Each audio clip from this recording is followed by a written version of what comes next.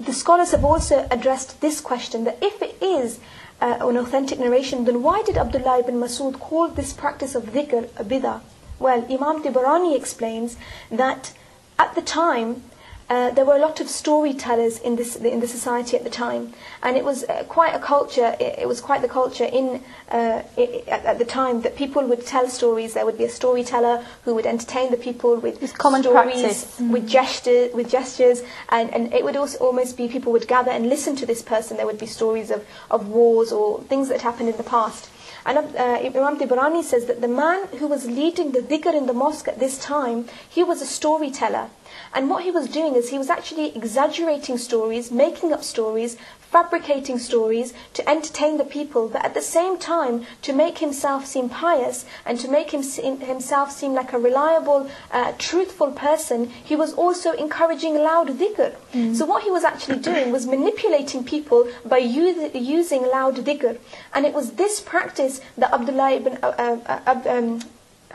Masud was saying was bid'ah. He wasn't actually saying the dhikr itself was bid'ah, rather the storyteller who was there corrupting the people, his act was a bid'ah. And so that's how the scholars have addressed the issue, if we are to accept that it's a narration. But I hope with the opinions of the scholars that I have given, and with the verse of the Quran that I have given, that people understand that Sadia's narration, it cannot be accepted, not at all. Taiba, did you understand? Yeah, I know what she means. It's a bit like before we eat, we all know that it's greatly rewarded, to say Bismillah. But Absolutely. if we use Bismillah for, like, example, drinking alcohol, astaghfirullah, it's very haram. So it's using these holy words, blessed words, for the wrong things is haram. It's condemned, for a condemned Of course, and I think that's wrong. And in the same way, when Abdullah ibn Masud radiallahu ta'ala anhu, when he was saying this is bid'ah, he wasn't saying the loud dhikr was bid'ah, but instead he was saying that the sin that is being done as well at the same time, which is manipulating the people with storytelling, that was a bid'ah. And in the same way, like Taiba just gave the example. So what you suggested is that the bid'ah, the part of the concept which can be labelled as bid'ah was veiled by the loud zikr. So if we can differentiate between that, you can't call the whole act of loud zikr and the storytelling and the fabrication of events in history, the whole of it as loud zikr and bid'ah, but it was just the act of fabricating and storytelling which was seen as bid'ah, but the act of loud zikr was a veiled act. SubhanAllah, I think I follow that trail of thought, to be honest, and the evidence that you've presented, which is clearly a lot more persuasive than the narration that Sadia has shared with us today. And it has clarified the point that Hafiz as-Suyuti, and this is purely for the benefit of our viewers as well, that the narration of Hafiz as-Suyuti cannot be used as reliable evidence. It's a fabrication. Sister Maimuna has presented various reasons behind and her interpretation of this narration. So viewers, please be careful when using this narration to condemn such a blessed reward practice in our deen, which is a practice of loud zikr. I mean, I can say I am a lot more persuaded by the evidence that Maimuna has presented. So just to say to you again, Saad, and just for our viewers, Hafiz Suyuti has even said that we cannot use your narration as evidence, as authentic evidence. Yeah, I'm sorry. So Hafiz Suyuti has himself said not to use that narration. Okay, it's very interesting what Maimuna says about the actual chain of the hadith, which is very interesting, and I didn't know that it was like that before. But so is this something you weren't aware of before you came to the show? Yes, I wasn't aware, but I would check that myself as well, and I will talk to my sheikha, and I'll see what she says about this. And would it be fair, Sadia, to say that when you first came onto the show, your view was very strong on loud zikr? Is it slightly? Have you slightly? The hadith about the angels, they look for gatherings. That's quite an interesting one. It's certainly the Abu Huraira one. Some of them I've been hearing since I was a child about loud dhikr, but that one I didn't hear of. Certain things lead. Certain things. And this hadith that you've said is actually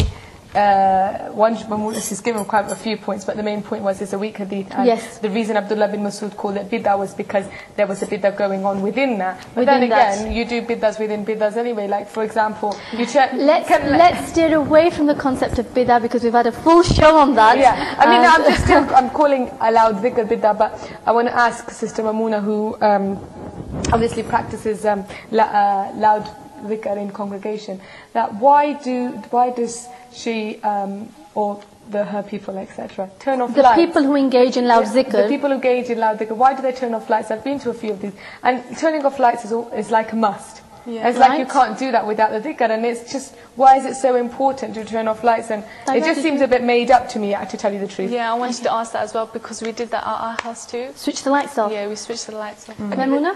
I've seen it in mosques as well, they do switch the lights off. There's a very logical answer to this actually. It's just so that people's concentration doesn't flow anywhere else other than to Allah subhanahu wa ta'ala, so that people's focus yourself on Allah. I mean, when the lights are on, you might have eye contact with somebody, or you might be distracted by somebody's clothes or somebody's gestures, and so for this reason people turn off the lights. And actually, subhanallah, Sadia is your own your great Shaykh Hafidh ibn Taymiyyah writes that Imam Ahmad ibn Hanbal was once asked, when people listen to the Quran, they turn off all the lights.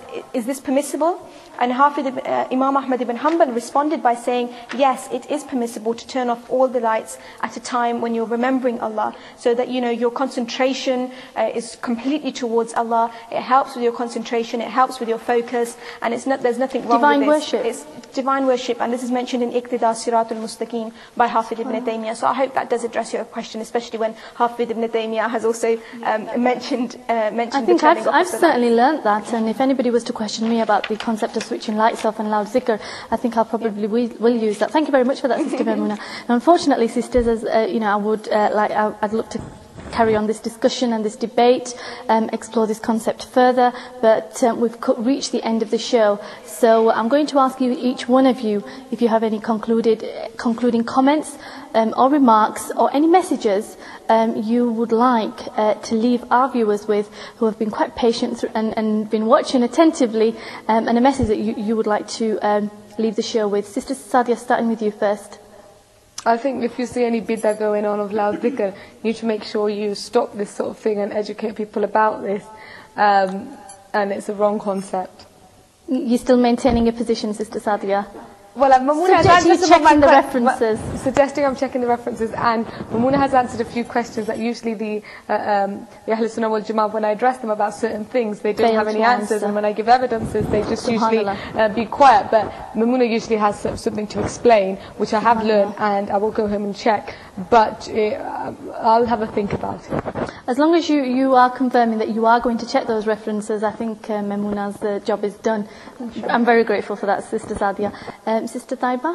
All I want to say is that indeed, in the remembrance of Allah, I hope that all hearts find rest. Subhanallah, that's a very beautiful quote, Sister Taiba. Indeed, in the remembrance of Allah, do all hearts find rest. Subhanallah, it's a very beautiful quote, and to leave a very beautiful message for our viewers. Sister Maimouna? I would like to end by mentioning Abu Hurairah radhiyallahu anhu narrated in a hadith Qudsi that Allah subhanahu wa ta'ala says, whoever remembers me, I will remember him. Whoever remembers me alone, I will remember him alone. And whoever remembers me in a gathering, I will remember him in a better gathering. And Hafidh ibn Hajar Asqalani questions what that better gathering could be. And he comes to the conclusion that this better gathering, is the gathering of the prophets and the pious, upon them all be peace. And look at the blessings and the greatness of remembering Allah subhanahu wa ta'ala in a gathering. If anything, we should be running to these gatherings rather than avoiding them and labeling them bid'ah. Because Allah will remember us in better gatherings. In the gathering of our prophets, subhanallah. Subhanallah, that's a very, very beautiful hadith. Thank you for sharing that with us, Sister Maimouna. Viewers, unfortunately, we have reached the end of the show today. I hope you have gone away with the message which the sisters on the show today have been trying hard to put across, and that is the concept of loud zikr. My conclusions are that loud zikr in congregation is a permissible act. It's not an act which can be classed as bid'ah, like Sister Sadia has quite boldly been maintaining throughout this show. But the evidence which Sister Maimouna has presented, I would urge you to go away and check those references for yourself, to satisfy yourselves and reach draw your own conclusions from that. But all in all, the message that I would give is that the loud zikr in congregation is a permissible act, and there's the narration and the hadith and the evidence which has certainly left a long-lasting effect in my heart, and I'd like to share with the viewers is the hadith narrated by Abu Huraira.